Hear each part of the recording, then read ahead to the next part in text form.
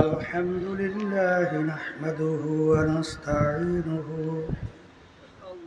ونستغفره ونؤمن به ونتوكل عليه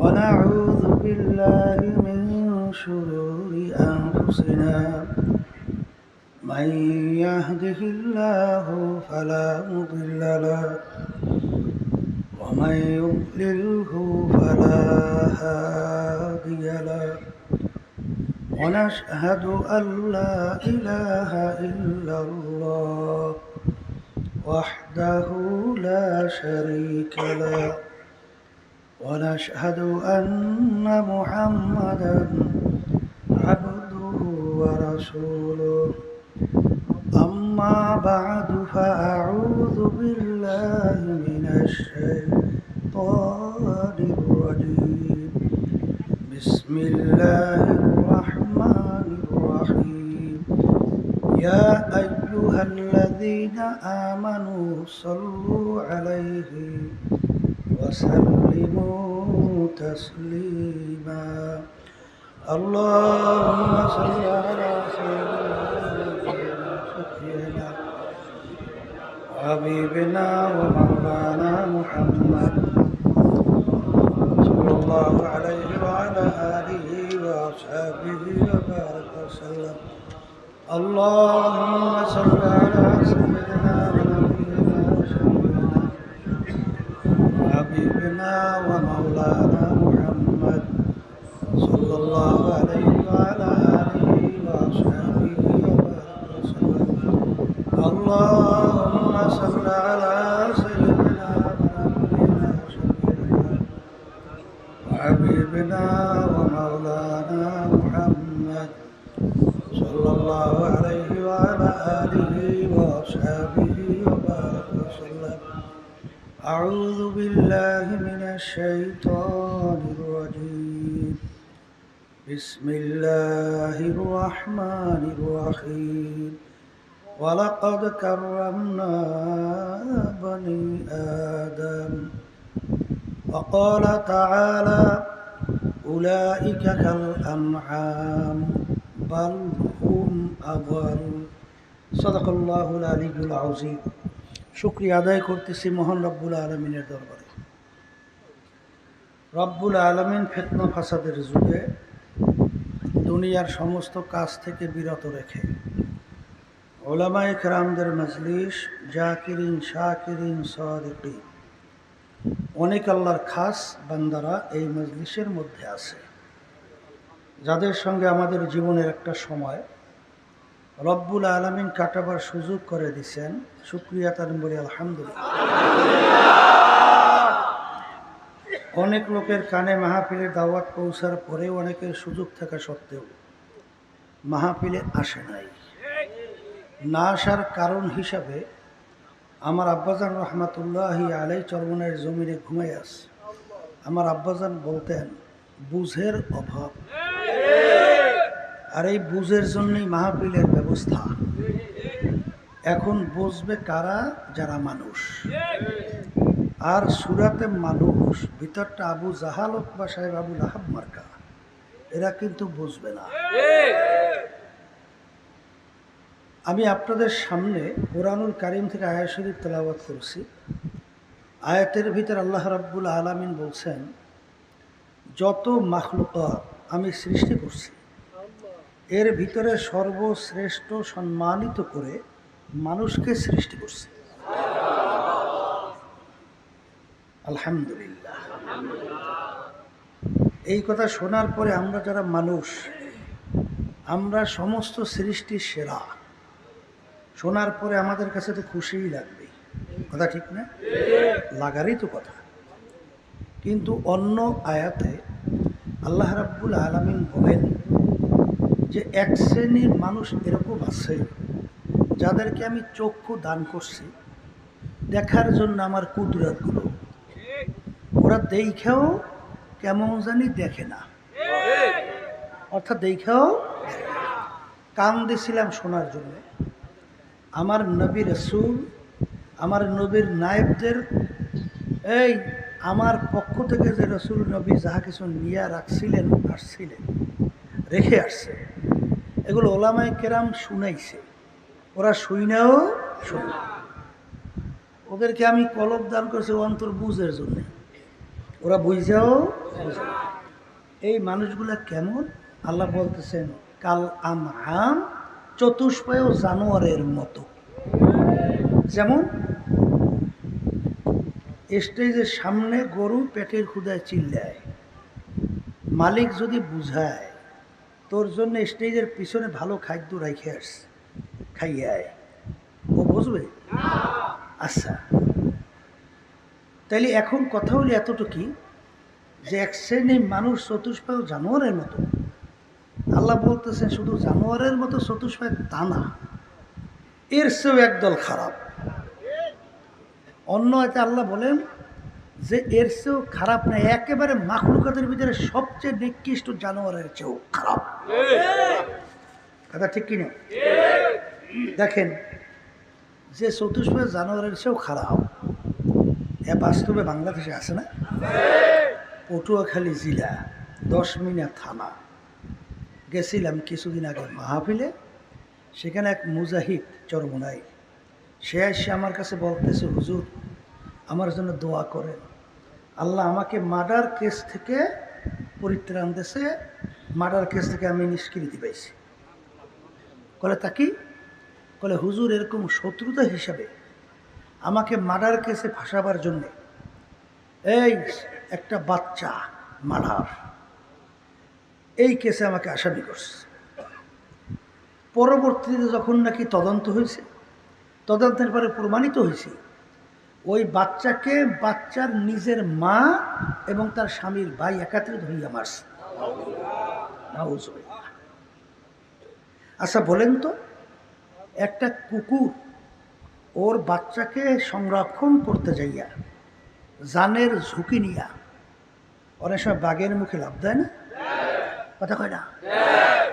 দেখছেন অনেক সময় মুরগির বাচ্চা যদি সবল দেয় বড় বড় সিলে বাস, ওই বাসের উপরে মুরগি ঝাঁপাইয়ে পড়ে বাচ্চাকে সংরক্ষণের জন্য। পাতিশ্রীগাল এবং বিভিন্ন যে হিংস্র জানোয়ার বাচ্চাদের উপরে আক্রমণ করলে তাদের উপরে ঝাঁপাইয়ে পড়ে বাচ্চার মায়ায়। আর ও যে ওর নিজের সন্তানকে মারলো, এইটা কুত্তায়ও পারে নাই, পশুতেও পারে নাই, পাখিতেও পারে নাই, ও পারছে। এখন ওইটা ভালো না কুত্তাটা ভালো?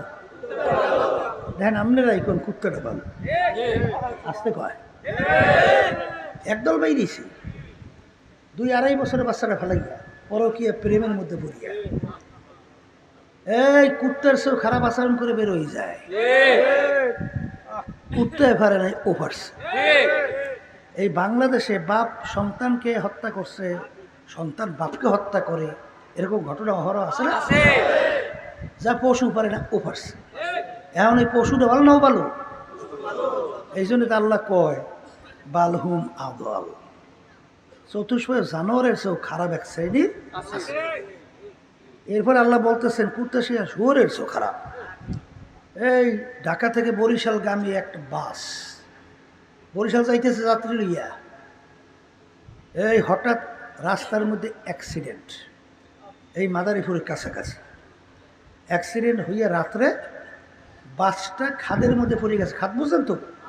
ওই যে রাস্তার পাশে বের মেরে থাকে, বুঝলেন নাই? খাল খাল পড়ে গেছে। তোর ভিতরে পড়ে কিছু মানুষ মারাও গেছে, আর কিছু মানুষ আহত অবস্থায় ওই গর্তের ভিতরে পানির ভিতরে পড়ে রয়েছে। ওই অন্ধকারের ভিতরে কিছু মানুষ নামের পশু ওরা আইসা উচিত ছিল কি এই লোকগুলোকে তারা হসপিটাল নেবে, তাদের খেদমত করবে, এই তাদের দুঃখে দুঃখিত হবে, কিন্তু সব বাদ দিয়া তাদের পকেট হাতাইয়া মোবাইল নিয়ে যায়, টাকা নিয়ে যায়। তখন আহত অবস্থায় বলতেছে ভাই আপনি দেখলেন, আপনারা দেখতেছেন আমার দেশ কত সাথী মারা গেল, আমরাও ঠেঙাত ভাগ হয়তো বা ভেঙ্গিয়া পইরে আছি গর্তের মধ্যে। আজকে আমাদের চিকিৎসা খেদমত না করিয়া আমাদের পকেট থেকে হাতাইয়া টাকা মোবাইল নিয়ে যাও, এইটা ভালো না কুত্তাটা ভালো? আর একটু আস্তে কইতে পারেন না? হ্যাঁ, এই জন্য আল্লাহ রাব্বুল আলামিন বলছেন এক শ্রেণীর যেগুলা শুয়োরের চেয়েও খারাপ। কথা ঠিক কিনা? এখন আমার বাজানদেরকে বলে, পর্দালে মা বোনদেরকে বলবো, এই শুয়োর মার কারা, কুত্তা মার কারা? কথা বুঝলেন? এবার ওর সে খারাপ মার কারা? এই যে ওলামায়ে কেরাম হক্কানিরা বয়ান করে, এগুলো ওরা বুঝবে? আসতে করে বুঝবে? ওরা তো বুঝবেই না, বরঞ্চ আমাদের কথাগুলো নিয়ে টিটকারি মারবে। হাসতে হাসতে একজন আর একজনকে ঢইলে ঢইলে পড়বে। শোনেন নাই, একটু আগে আপনার বয়ান করে গেল না যে চন্দ্র সূর্য হাতে দাও, তারপরেও এক আল্লাহর হরি মেরানোর দাওয়াত, এবং তোদের অন্যায়ের বিরুদ্ধে, তোদের মূর্তি পূজার বিরুদ্ধে, তোদের শিরকের বিরুদ্ধে বলতেই থাকবো। কথা ঠিক কিনা? তাইলে দেখেন আল্লাহ রাসূল সাল্লাল্লাহু আলাইহি ওয়াসাল্লাম তাকে যে আল আমিন এই উপাধি দিয়েছিল কারা? মুসলমানরা, কাফেররা? আল আমিন মানে কি? সত্যবাদী। আল আমিন মানে কি? আল্লাহ রাসূল সাল্লাল্লাহু আলাইহি ওয়াসাল্লামের সে সত্যবাদী দুনিয়া থেকে আসছে? আসবে কোনোদিন? একই আমরা মুসলমানরাই কই না, বিজাতিরাও কয়। এই আল্লাহর বান্দারা যারা একটু ইংরেজি বাংলায় পড়লে একটু ইংরেজ হয়েছে, বুঝছে, কোরআন এবং হাদিসের রাস্তা ছাড়ছে, বেহেশতের রাস্তা ছাড়ছে, আমি সেই বাজানদেরকে বলবো, পর্দা আলে মা বোনরা যারা শুনতেছেন, এই আল্লাহর বান্দারা, এই যে অক্সফোর্ড বিশ্ববিদ্যালয় তাম দুনিয়ার ভিতরে দুনিয়ামুখী শিক্ষা প্রতিষ্ঠান হিসেবে উল্লেখযোগ্য শিক্ষা প্রতিষ্ঠান অক্সফোর্ড বিশ্ববিদ্যালয়। এই অক্সফোর্ড বিশ্ববিদ্যালয়টা কিন্তু কোনো মুসলমান প্রতিষ্ঠিত করে নাই, যারা করছে সব বিজাতি। কথা বুঝছেন? এই অক্সফোর্ড বিশ্ববিদ্যালয় যা প্রতিষ্ঠিত করছে, ওরা দুনিয়া সৃষ্টির পর থেকে ওরা তন্ন তন্ন কইরা হন্য হন্য হইয়া করছে। 100 মনীষীর নাম ওরা লিপিবদ্ধ করছে একটা বইয়ের মধ্যে। বইটার নাম রাখছে দ্য 100। কথা বলছেন? সেই বইয়ের ভিতরে দেখবেন প্রথম নামটাই ওই বিজাতিরা নিয়ে আসতে বাধ্য হয়েছে। সেই নামটার নাম হলো মুহাম্মদ রাসূলুল্লাহ সাল্লাল্লাহু আলাইহি ওয়াসাল্লাম। কথা বোঝেন নাই? ওদের জাতিরা ওরা বলতেছিল যে আপনারা 100 মনীষীর নাম আপনারা তালাশ করে সংরক্ষণ করছেন, একটা বইয়ের ভিতরে লিপিবদ্ধ করছেন, তাহলে অন্য বিজাতিদের নবীর নাম 1 নম্বরে যদি নিয়ে আসেন, তাহলে আমাদের একটু ভাবমূর্তি নষ্ট হয় না? নামটা রাখেন, একটু নিচে রাখা যায় না? তখন যারা নাকি এইটা সংগ্রহ করছে তারা বলছিল, কথা ঠিকই বলছে, আমাদেরও মন চায়, কিন্তু প্রথম নামটা কোন ব্যক্তির নিয়ে আসা যায় এইটা তোমরা একটু তালাশ করে নামটা আমাদের কাছে উপস্থাপন করো।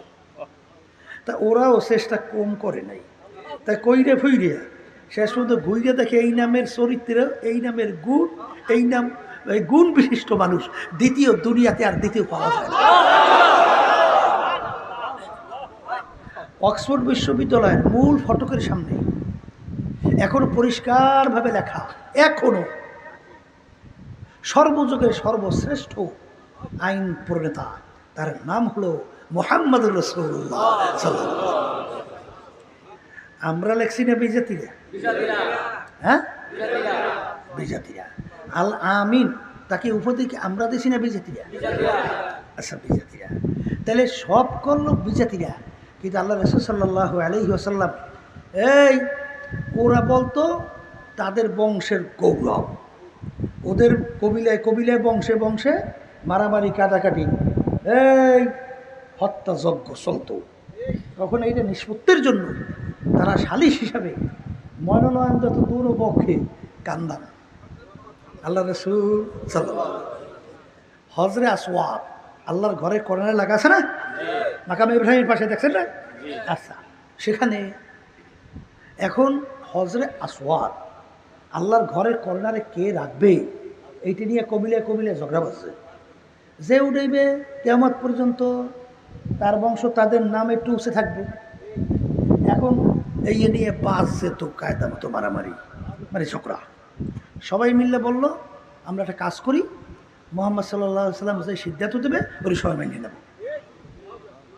কথা ভালো করে বোঝে। আল্লাহ রাসূল সাল্লাল্লাহু আলাইহি ওয়াসাল্লাম সালিশ মানল। আল্লাহ রাসূল সাল্লাল্লাহু আলাইহি ওয়াসাল্লাম তার রুমাল বিছিয়ে দিচ্ছে। এই রুমাল বিছিয়ে দিয়ে আল্লাহর হাবিবের হাতে হজরে আসওয়াদ উঠাইয়া রুমালের ভিতরে রাখছে। রাইখা চারি কবিলার চারি নেতাকে বুঝছেন, বলে যে চার কোনারে ধরো তোমরা, চারজনে চার কোনা, চারজনে চার কোনা ধরছে। এখন নিয়ে আল্লাহর ঘরের পাশে পাথর নিয়ে যাও। চারজনে তো শরিক হয়েছে, সব কবিলা শরিক হয়েছে না। এখন যখন ওখানে নিয়ে রাখছে, রাখার পর আল্লাহ রাসূল সাল্লাল্লাহু আলাইহি ওয়াসাল্লাম নিজে হাতে উঠাইয়া পাথরটাকে আল্লাহর ঘরে করে রেখে দিয়েছে। কথা বুঝেন নাই? তাহলে সর্বযুগে সর্বশ্রেষ্ঠ এই মানুষ কার নাম? রাসূল সাল্লাল্লাহু আলাইহি ওয়াসাল্লাম। ওই যে বলছিলাম এক শ্রেণী মানুষ উলাইকা কাল আনআম বাল হুম আদল। আবু লাহাবের নাম শুনছেন? শুনছেন না? আবু লাহাব কেডা জানেন? আল্লাহ রাসূল সাল্লাল্লাহু আলাইহি ওয়াসাল্লামের আপন চাচা। কথা বুঝছেন? আল্লাহ রাসূল সাল্লাল্লাহু আলাইহি ওয়াসাল্লাম শুধু চাচা না, আল্লাহ রসুলের আপন বেয়াইও। আল্লাহ রাসূল সাল্লাল্লাহু আলাইহি ওয়াসাল্লামের দুই মেয়েকে তার দুই ছেলের কাছে বিবাহ দিয়েছে। যখন আল্লাহ রাসূল সাল্লাল্লাহু আলাইহি ওয়াসাল্লাম এক আল্লাহর উপর ঈমান আনার দাওয়াত, ওদের অন্যায়ের বিরুদ্ধে, ওদের জুলুমের বিরুদ্ধে, ওদের মিথ্যাচারের বিরুদ্ধে, ওদের হত্যাযজ্ঞের বিরুদ্ধে, ওদের মূর্তি পূজার বিরুদ্ধে যখন নিষেধ করলেন, বাধা দিলেন, তখনই আবু লাহাব এই বদমাইশ এবং ওর স্ত্রী সহ আল্লাহ রাসূল সাল্লাল্লাহু আলাইহি ওয়াসাল্লামকে কষ্ট দেওয়ার জন্যে প্রকাশ্যে লোকালয়ের মধ্যে দুই মেয়েকে তার দুই ছেলের মাধ্যমে একেবারে সামনাসামনি আল্লাহর হাবিবের সামনে তালাক দেওয়া হয়েছে। দুই মেয়েকে যদি একসঙ্গে তালাক দেয়, বাপ করে কেমন কেমন কষ্ট লাগে। এইভাবে কষ্ট দিচ্ছে। শুধু তাই না, আবু জাহিল আল্লাহর হাবিবের চাচা না? আসতে হয় আল্লাহ রাসূল সাল্লাল্লাহু আলাইহি ওয়াসাল্লামকে মারার জন্যে চেষ্টা কম করছে। এই আপনারা হজে যারা গেছেন দেখছেন, আল্লাহর ঘরের পাশেই বড় বাথরুম আছে না? বাথরুম, ওই বাথরুম ওখানে আছে আবু জাহিলের ঘর, সেখানে এখন বাথরুম বানাইছে। আর যেখানে লাইব্রেরি, ওখানে ছিল আল্লাহ রাসূল সাল্লাল্লাহু আলাইহি ওয়াসাল্লামের ঘর। দূরত্ব কিন্তু খুব বেশি না। এই মাঝ বরাবর আবু জাহিল্লা গোপনে গর্ত খুঁজছে, বড় গর্ত খুঁজতে উপরে একটা প্রলোভন দেশে, উপর থেকে বোঝা যায় না। এইবারে একজনকে বলতেছে, আমার ভাতিজাকে যাইয়া বলো যে তোমার চাচায় অসুস্থ, তোমাকে একটু দেখতে চাই। আল্লাহ রাসূল সাল্লাল্লাহু আলাইহি ওয়াসাল্লাম তো রাহমাতাল লিল আলামিন। হ্যাঁ, যখন শুনছে চাচা দেখতে চায়, এই অসুস্থ, আল্লাহ রাসূল সাল্লাল্লাহু আলাইহি ওয়াসাল্লাম দেখার জন্য ঘর থেকে নামছে। নাইমা হাইটে যাইতেছে, আবু জাহিল্লা ঘরের মধ্যে ওই জানলা ফাইতে চাই রয়েছে। কোন সময় এসে গর্তে পড়বে, আল্লাহ রসুলকে মারবে। যখন আল্লাহ রসুল সাল্লাল্লাহু আলাইহি ওয়াসাল্লাম এসে গর্তে পা দেবে, জিবরাইল আলাইহিস সালাতু ওয়াস সালাম পিছন থেকে টান দিয়ে ধরছে। আল্লাহ রসুল সাল্লাল্লাহু আলাইহি ওয়াসাল্লাম সামনে এক পাও দেওয়া যাইবে না, আবার আইসেন পিছনে যান, পিছনে যান। আল্লাহ রসুল সাল্লাল্লাহু আলাইহি ওয়াসাল্লাম আবার পিছনে ব্যাক করছে। আবু জাহিল্লা দৌড়ে নামছে আল্লাহ রসুলকে ধরবে, আইসে ওই গর্তেও নিজেই পড়ছে। এখন পড়ার পর তার উঠতেই পারে না, বুঝলেন? এখন বলতেছে, আমাকে যদি বাঁচাইতে চাও তাহলে আমার ভাতিজা ছাড়া বিকল্প না। কেমন দয়ার সাগর, তাকে মারার জন্য গর্ত, আবার সেই আবার যাই চাচাকে গর্ত থেকে উদ্ধার করে। এই রাহমাতাল লিল আলামিন। এই যে কপালপুর আবু জাহিল্লা, আল্লাহ হাবিব সাল্লাল্লাহু আলাইহি ওয়াসাল্লামের এত মুজিজা, আল্লাহ হাবিব সাল্লাল্লাহু আলাইহি ওয়াসাল্লামের থেকে আল্লাহ রাব্বুল আলামিন প্রায় 32-এর মতো মুজিজা প্রকাশ করাইছে। এত মুজিজা দেখার পরে আল্লাহ বলতেছেন কোরআনুল কারীমের ভিতরে, হে রাসূল, আপনি যে আমার পক্ষ থেকে রসূল, আপনি যে আমার নবী, এইটা ওরা কীভাবে চেনে, কীভাবে জানে? যেরকম ওদের নিজের সন্তানদেরকে ওরা যেভাবে চেনে। আচ্ছা, আপনার ছেলেকে আপনি চিনতে অসুবিধা? একটু করে আসতে, মেয়েকে চিনতে অসুবিধা? তাই আপনি যে আমার রসুল, আপনি যে আমার নবী, ওদের সন্তানকে ওরা চিনতে যেরকম নাকি অসুবিধা হয় না, এরকম ওরাও জানে যে আপনি আমার পক্ষ থেকে রসুল, আপনি আমার পক্ষ থেকে নবী।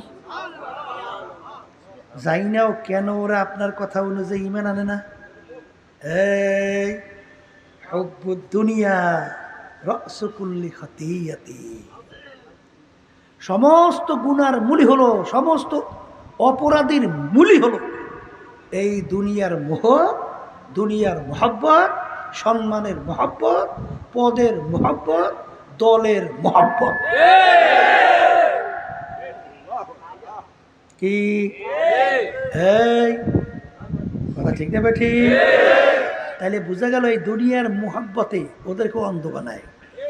শোনেন নাই, এই ওই যে হুদহুদ পাখি আটকা পড়ছে, কি পড়ছে?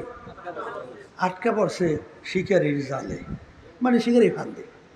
কিরে হুদহুদ, তুই তো সব নিজ পর্যন্ত দেখো, আল্লাহ তো এসে ক্ষমতা দিস, তাহলে সব দেখকে শুনে তুই এই শিকারি ফাঁদে আটকা পড়লি কেমন?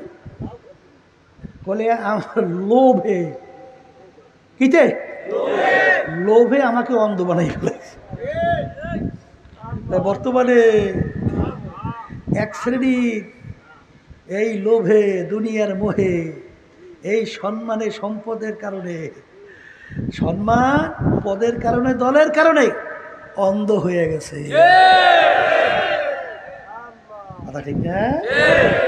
এই জন্য আল্লাহ বলছেন দেখাও দেখে না, শুই নাও শোনে না, বুঝ যাও বোঝে না, উলাইকা কাল আনআম। এই মানুষগুলো আল্লাহ রাব্বুল আলামিন বলে চতুষ্পয় জানোয়ারের মতো। কি আবু জাহিলিয়া, আবু জাহিলিয়ার যখন মারতে আসে, দুই ভাই কথা শুনছেন না? শুনছেন? এই দুই ভাই যখন নাকি আবু জাহিলিয়ার গলা কাটতে আসে, এখন বলতেছে আমার মাথার একটু বড় করে কাটো। কি রে বেটা, তুই মরতে আসো, এখন বড় করলে যে তুই করবি কি? বলে মরার পরেও যখন মানুষ কল্লা মাথা দেখবে, মানুষজন মনে করে নেতার কল্লা। গ্রামে একটা কথা কয়, বুঝলেন, পাগল সুখ মনে মনে, পাগল সুখ ওরে কপাল ফোরার সাপ। ফেরাউনের নাম শুনছেন না?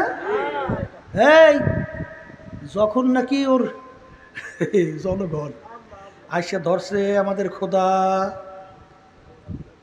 আপনি আমাদের যদি পূর্বই খোদাই হয়, তাহলে নীল দরিয়া পানি আপনার কথা ভাটা জ্বর হয় না কেন?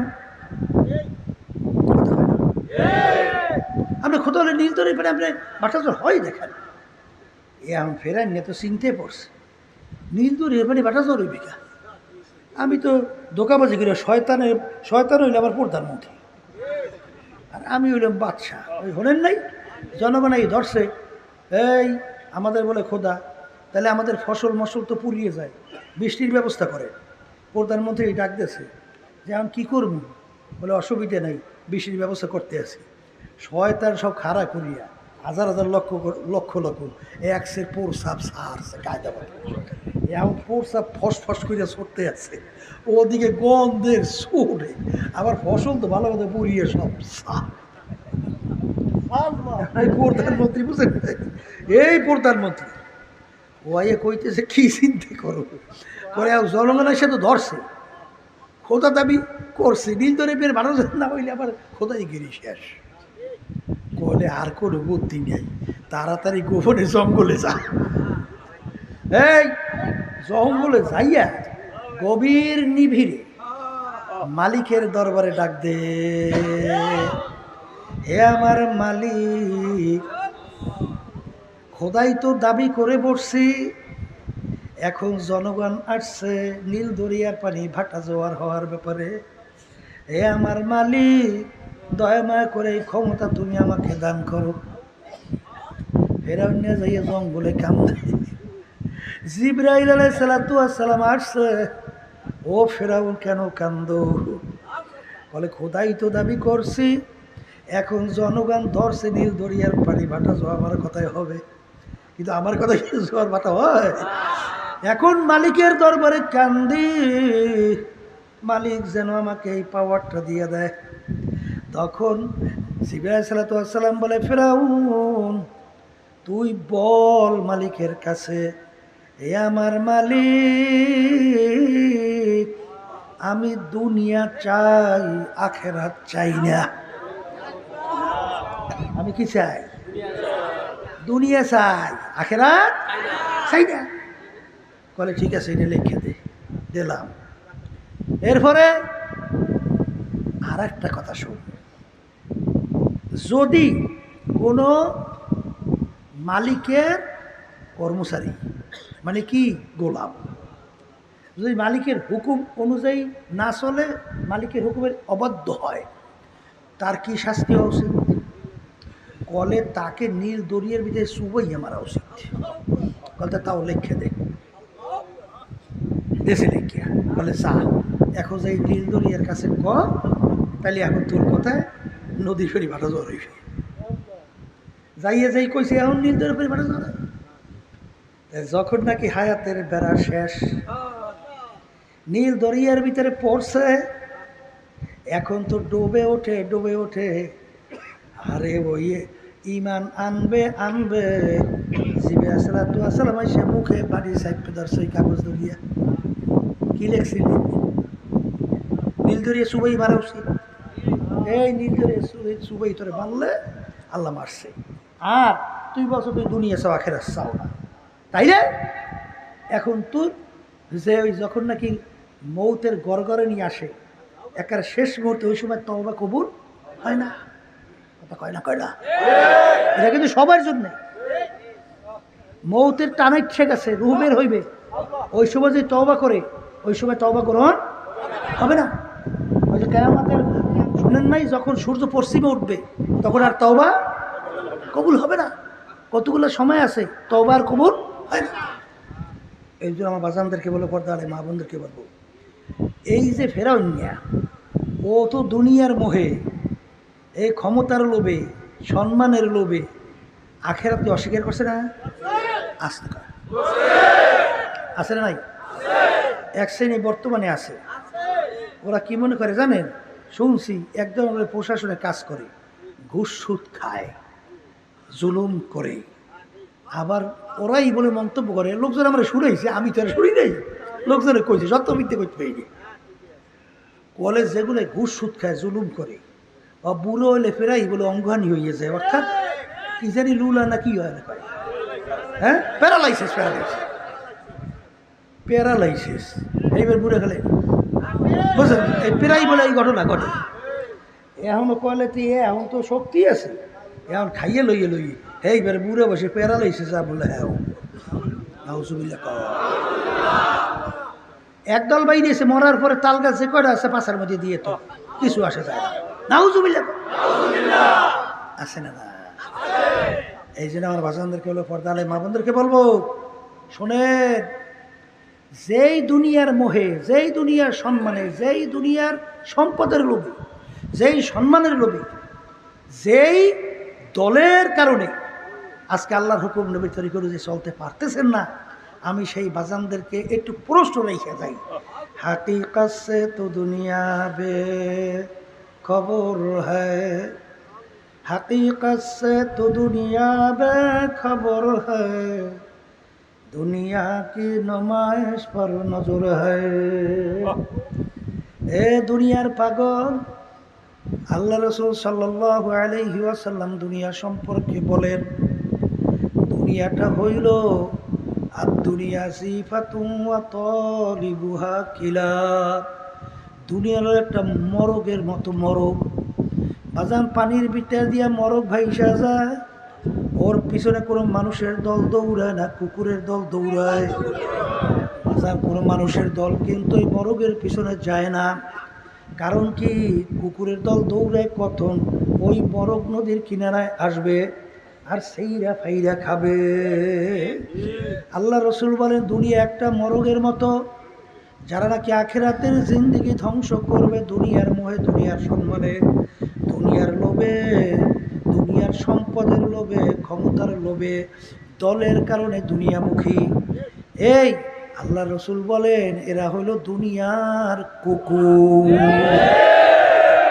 দুনিয়া আল্লাহ রসুল সাল্লাল্লাহু আলাইহি ওয়াসাল্লাম বলেন, এ আমার উম্মতেরা, এ আমার সাহাবারা, দুনিয়া এবং দুনিয়ার ভিতরে যত সম্পদ আল্লাহ রাব্বুল আলামিনের কাছে কাবাউদতেন, একটা মাছির পাকড়া পরিমাণ মূল্য আল্লাহর কাছে না। যদি বলেন কথা ঠিক কিনা? দুনিয়া আল্লাহর কাছে কেমন?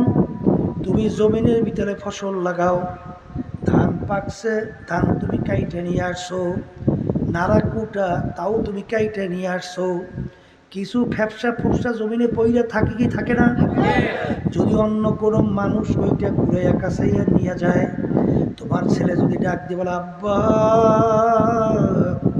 আমাদের জমিন থেকে নাড়া কুটা নিয়ে যায়, তখন তুমি উত্তর দাও, কথা বলিস না, ভালো হয়েছে, কারণ আমাদের ধান যা তার নিয়ে আসছি, নাড়াকুটাও নিয়ে আসছি, কিছু ময়লা আবর্জনা পইরে আছে, ওইটা যদি কুড়াইয়া কাছাইয়া নেয় আমাদের জমিন আরো পরিষ্কার হয়।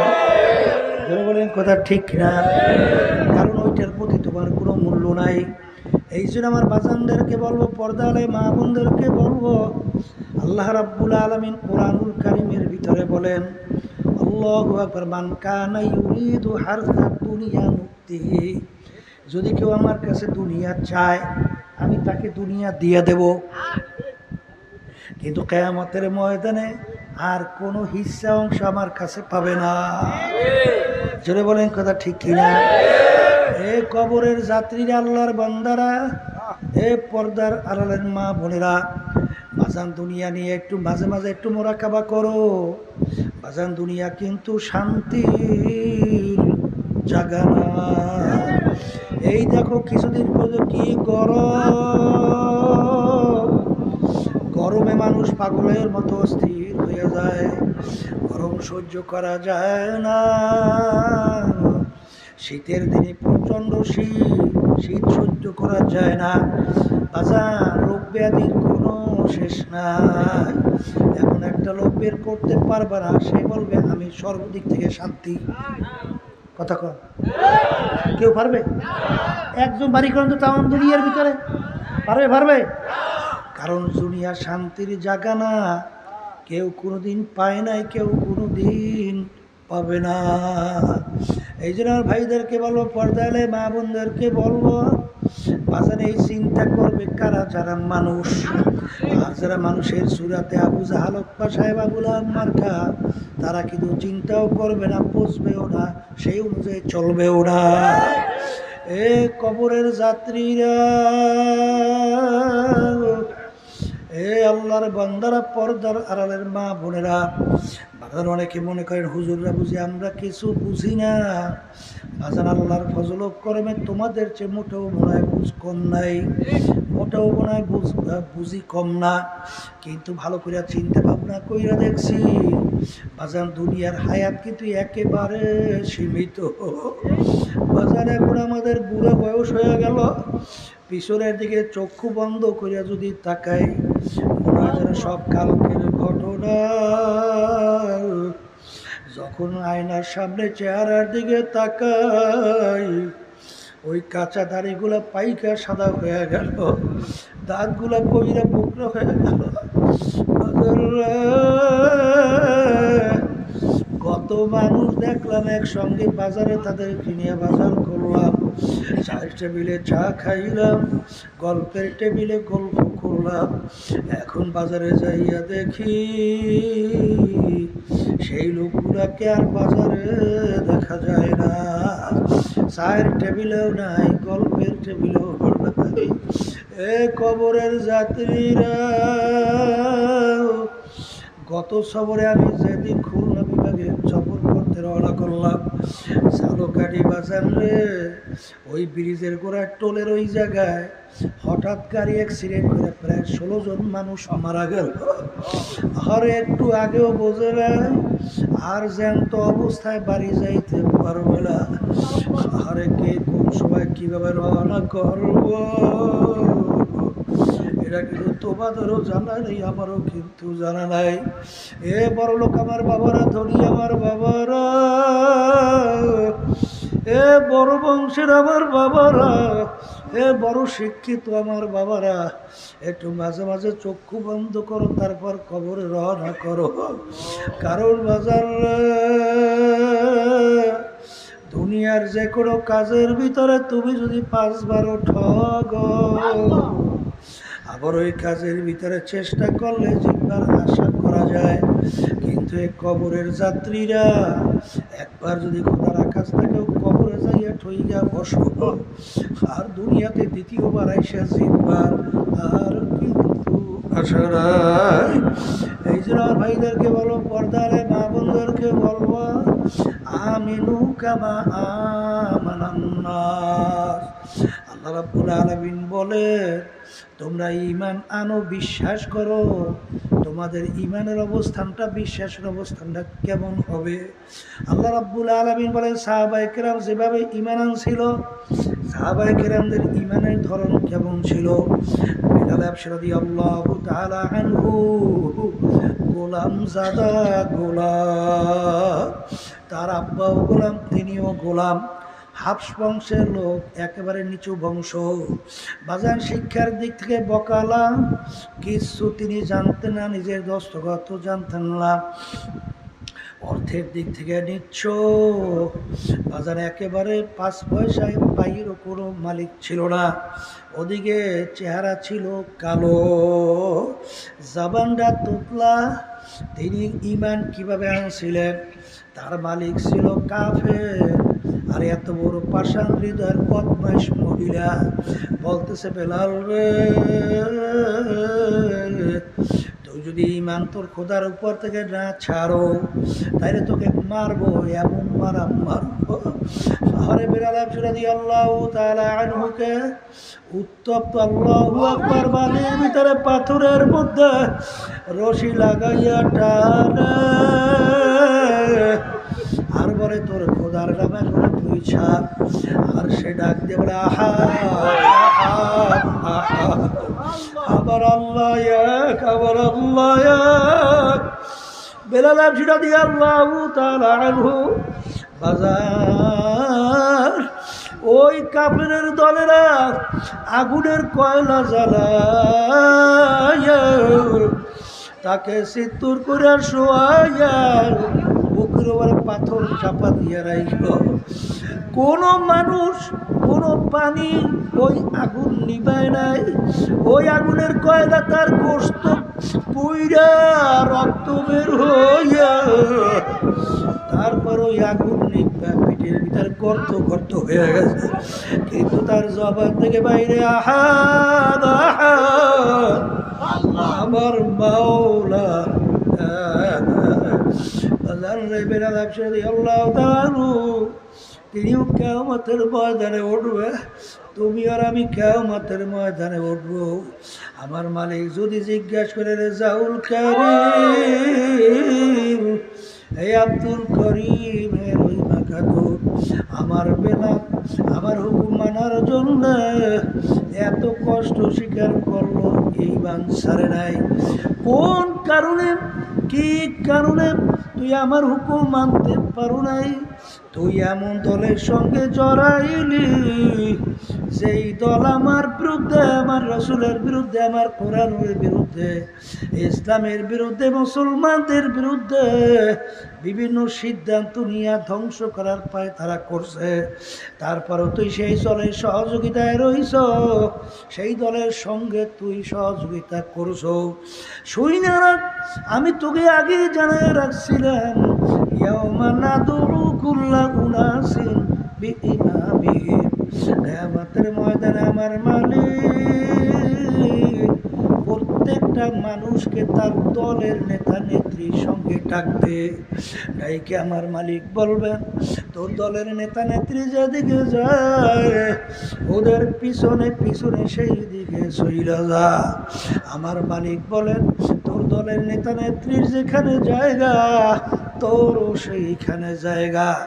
এই আল্লাহর বান্দারা কবরের সাথে, আমি বলছি না আল্লাহ বলছে, মুখ খুললে বলো, মুখ খুললে বলো, মুখ খুললে বলো। বাজান আমি আপনাদেরকে অনুরোধ করি, পাও ধরি, বাজান আমার উপরে কেউ রাগ করিল না। বাজান আমরা শুধুমাত্র আল্লাহর কালাম শুনাই, আল্লাহর হাবিবের হাদিস শুনাই, মানা বা না মানা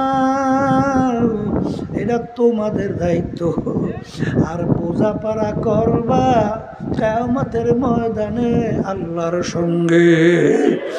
এই জন্য আমার ভাইদেরকে বলো, পর্দা আলে মা বন্ধুদেরকে বলবো, বাজান মনে করছেন আমরা কিছু বুঝি না, এই বুঝা শূন্য কিন্তু দাঁড়িয়ে রাখছি, বুঝা শূন্য কিন্তু টুপি রাখছি, বুঝা শূন্য লাম্বা জামা সুন্নতি গায়ে দেই, বুঝা শূন্য আল্লাহর হুকুম 5 ওয়াক্ত নামাজ ফরজ, আল্লাহর ফজলে ছাড়ি না, আল্লাহর হুকুম ফরজ রোজা ছাড়ি না, আল্লাহর হুকুম পর্দা ফরজ আল্লাহর ফজল ভঙ্গ করার চেষ্টা করি না।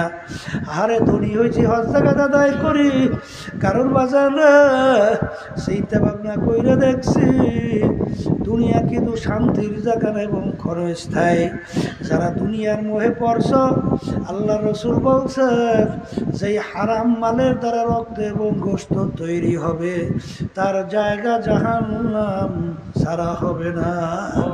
কেমন ইমান তাদের ছিল, তাম দুনিয়াও যদি তাদের পায়ের উপরে ফেলাইয়া রাখো, আল্লাহর ফজল করবে তাদের ইমান নষ্ট হবে না।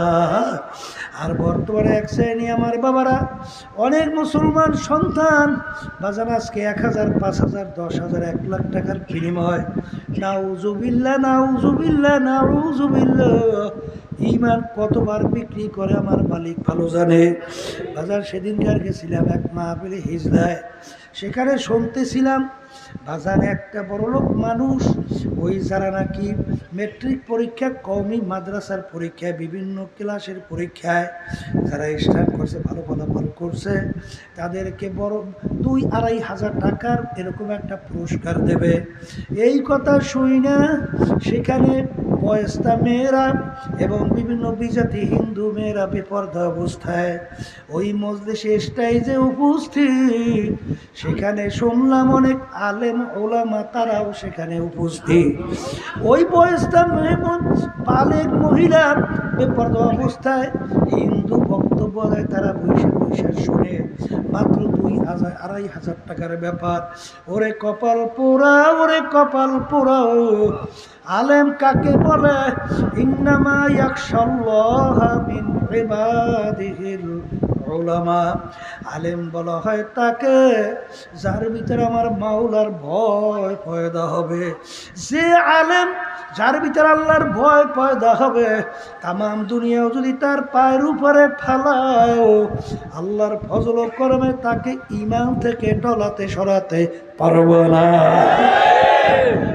এই জন্য আল্লাহ রসুল বলছেন, খায়রুল খেয়ারে খেয়ারুল উলামা, শাররুল সেরারে সেরারুল উলামা। আলেম যে ভালো হবে, আল্লাহর ভয় যার ভিতরে পয়দা হবে, সে হাজার সাধারণ মানুষের চেয়েও সম্মানিত উত্তম।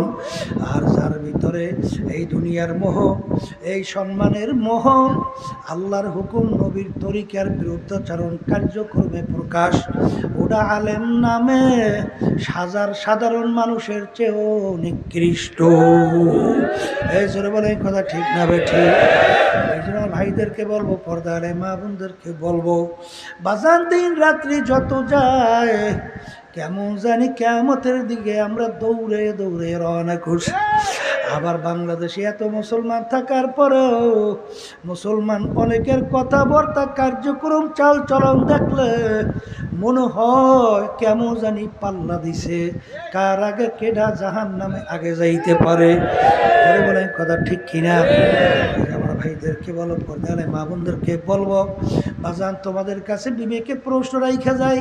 কারণ যারা মানুষ তারা বুঝবে, চিন্তাও করবে। কোরআনুল কারীম 1500 বছর হয়ে গেল নাজেল হইল, আল্লাহর হাবিবের উপরে নাজেল হইল। আল্লাহ রাসূল সাল্লাল্লাহু আলাইহি ওয়াসাল্লাম দুনিয়ার শিক্ষার দিক থেকে ইতিহাস পড়লে দেখবেন বকলা উম্মে ছিলেন, অর্থাৎ নিজের দস্তখত সম্পর্কে জানতেন না। আল্লাহর হাবিবের উপরে 30 পারা কালাম আল্লাহর নাযিল হলো।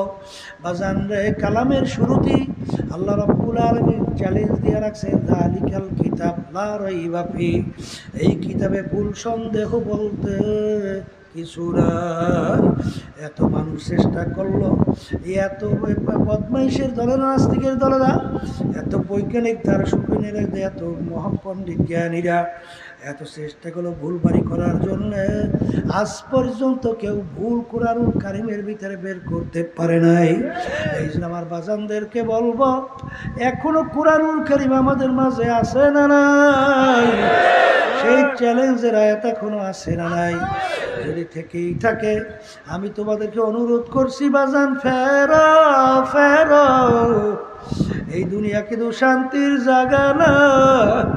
এই দুনিয়ার পিছনে পইরা আখিরাতের স্থায়ী জিন্দেগি ধ্বংস কইর না। কারণ বাজান, যার শরীরে আগুন লাগিয়া যায়, সে একমাত্র আগুনের কি মর্ম জ্বালা ব্যথা সেই একমাত্র বুঝুক। যার একটু পেটে ব্যথা করে, সে একমাত্র পেটে ব্যথার জ্বালা বুঝবে। এ দুনিয়াদার পাগল, আল্লাহ রাসূল সাল্লাল্লাহু আলাইহি ওয়াসাল্লাম বলেন, দুনিয়ার আগুনের চেয়ে 70 গুণ তেজের আগুন জাহান্নামের আগুন।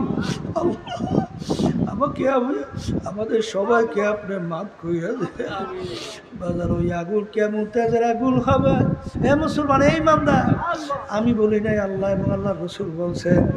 আল্লাহ বলেন জাহান্নামের আগুন এমন তেজের হবে, নারুল্লাহিল মুকাদাতুল্লাতি তাত্তালিউ আলাল আফইদা, এমন তেজের হবে শরীরের যে কোনো জায়গায় লাগার সঙ্গে সঙ্গে ওই আগুন যে কলিজা পর্যন্ত পয়সা যাবে। আমার মালিক, দয়া মায়া করে আপনি আমাদের সবাইকে মাফ করে দেন।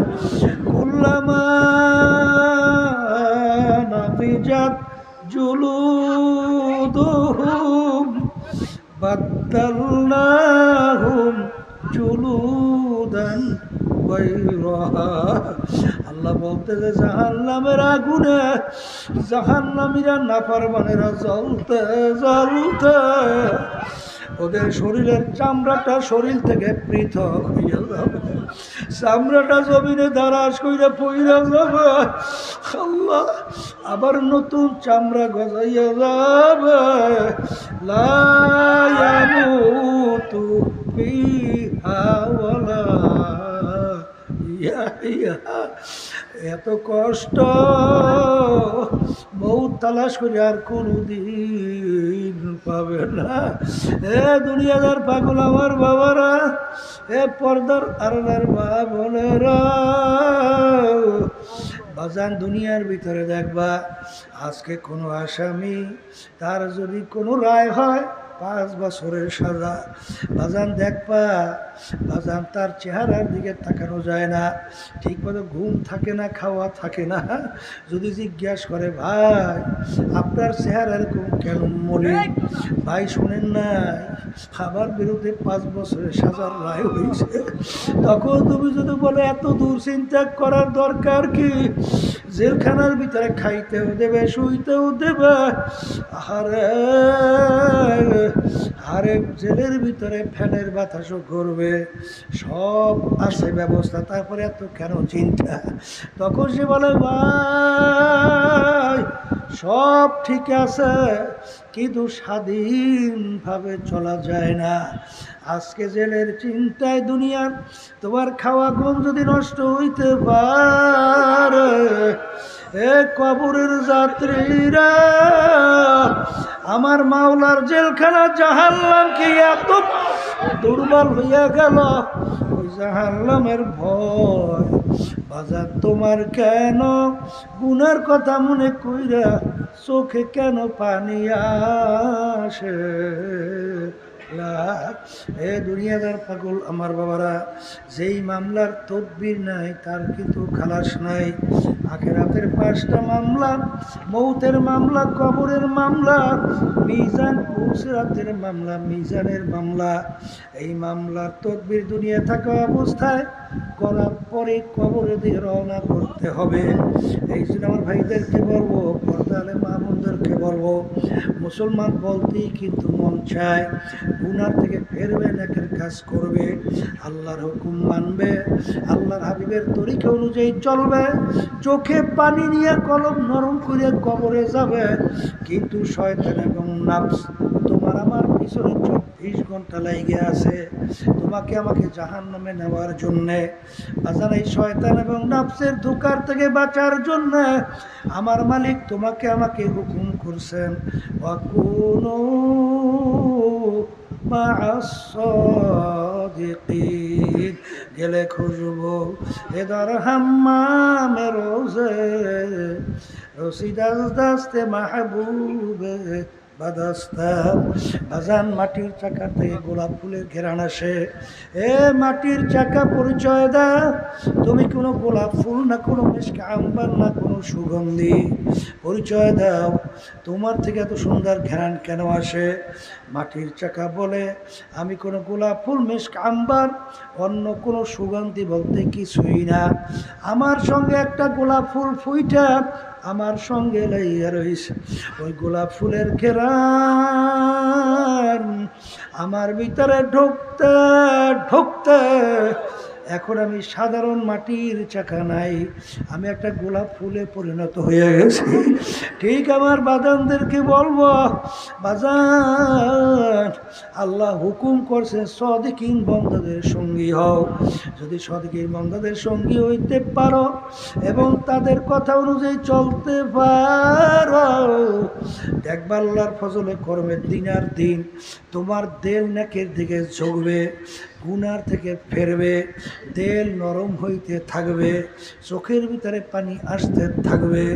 আমাদের এই তরিকার নাম হলো চরমনাই সিস্তিয়া সাবিরিয়া তরিকা। বাজার এই তরিকার 5টা ঔষধ আমার আব্বাজান বলতেন, দাদাজানের কথা উল্লেখ কইরা, যে তোমরা একটু কিছুদিন নিয়ম অনুযায়ী আদায় করো, তোমাদের যদি কোনো পরিবর্তন না আসে আমাদেরকে গালি দিও। কিন্তু আজ পর্যন্ত আল্লাহর কুতুবদেরকে কেউ গালি দিতে পারে না। যারা বলেন পারছে পারছে। যদি নাই বাইরে থাকে আমার বাজানদেরকে অনুরোধ করবো, বাজার আর কাল ক্ষেপণ না কইরা, সময় নষ্ট না কইরা আল্লাহর হুকুম পালন করো, আল্লাহর হাবিবের দেখানো তরিকা অনুযায়ী চলো, গুনার থেকে ফেরো, নেকের কাজ ধরো, চোখে পানি নিয়ে গুনার কথা মনে করিয়া মাপ চাও, কলম নরম করো আর মালিককে ডাক দাও, এ আমার দয়ার মালিক। গুনার বোঝা মাথায় নিয়ে বড় আশা করে তোমার শাহী দরবারে হাজির, এ আমার মালিক। তুমি যদি তোমার দরজা থেকে আমাকে ভাগাইয়া দাও, আর তো কোনো মাওলা নাই, আর তো কোনো মালিক নাই, আর তো কোনো দরওয়াজা নাই, যেই দরজায় যাই আমি মালিক কইয়া ডাক দেব, এ আমার মালিক। দয়াময় করে তুমি টান দিয়া তোমার কুদরতি কোলের ভিতরে জায়গা দাও, দয়া করে আমাকে তোমার খাস বন্ধা হিসেবে কবুল করে নাও। যদি আমার মালিককে ডাক দেওয়ার মতো ডাক দিতে পারো, আমার মালিক বড় মায়ার মাওলা, আমার মাওলা বড় দয়ার মাওলা, আমার মাওলা ডাক দেওয়ালে বান্দা বান্দি তোকে আমি জাহান্নামে ফেলাবো না,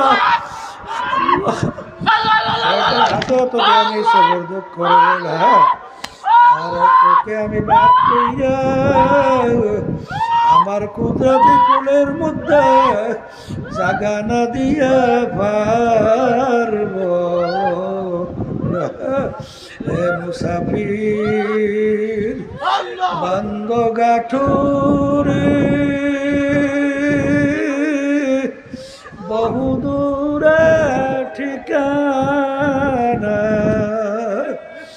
আজ ভি জানা কাল ভি জানা কবর আখের ঠিকানা কেমন ঘরে আল্লাহ যাইতে হবে যেই ঘর নাই বাতি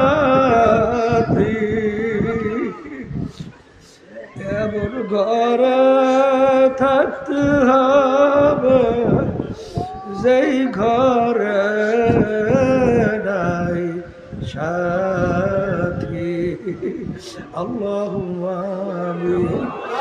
এ ঘরের মেয়ে লোকেরা হাত উঠাও, চোখের পানি ফেলাও, আমার মালিকের দরবারে কান্দ, ওনার কথা মনে কইরা কান্দ। কান্না যদি না আসে করে মা, একদিন এই ঘরের দরজা দিয়ে নতুন বউ হয়ে উঠছিল রে মা, কত মেয়ে লোকে শরবত খাওয়াইলো, কত মেয়ে লোকে বাতাস করলো, আবার এমন একটা দিন আসবে এই ঘরের দরজা দিয়ে আমার আল্লাহ সৈয়াদের ছেলে কানবে মামা করে, মেয়ে কানবে মামা করে, জবাব তো আর দিবানা। এ আল্লাহ, ইয়া আল্লাহ, আপনি মাঠের থেকে চাইয়ে দেখে আপনার বন্ধারা কিভাবে কাঁদবে। আমাদের ছেলেও মরে নাই, মেয়েও মরে নাই, গুনাহ করে বসছি রে, মাফ করে দেন গো মাওলা, মাফ করে দেন। এ আল্লাহর বান্দারা জোর করে কান্দে, জোর করে কান্দে।